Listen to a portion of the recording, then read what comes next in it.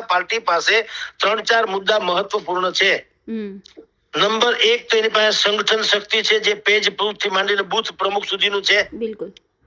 27 વર્ષનું નિરંતર શાસન છે, એટલે જામેલા હોય ને. જી જી. પછી એની પાસે વિકાસની વાતો તો આજીવન છે. હમણાં નરેન્દ્ર મોદી અહીંથી ગયા તો 20,000 કરોડના કાર્યો લોકાર્પણ કરતા ગયા ને.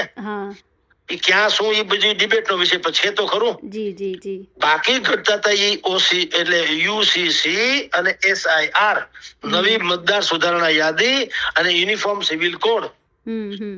આ બે મુદ્દામાં નવી મતદાર યાદીમાં લાખો એટલે કે 70 લાખ થી વધુ એવા લોકોના નામ, 72 લાખના નામ એવા કમી થયા છે. જે કમી થવાથી ભાજપને ફાયદો થયો હોય એ કઈ રીતે ખબર પડે? કોંગ્રેસ એવો આપો મચાવો એટલે. કારણ કે કમી થયા એની ઉપર કોઈ બેનર નતું કે ભાજપનું છે કોંગ્રેસનું છે, તો ભાજપ વાળાને કા નુકસાન ન થયું હોય. દાખલા તરીકે કા આમ આદમીએ ન કીધું પણ કોંગ્રેસને થયું, એટલે અર્થ એમ છે કે એવા કેટલાક યા તો બોગસ યા ડુપ્લિકેટ યા ગમે એ કરો એવા હતા 70-72 લાખ જે SIR માં નાબૂદ થઈ ગયા. એટલે ભાજપને એક તો ઈ ફરક પડી ગયો.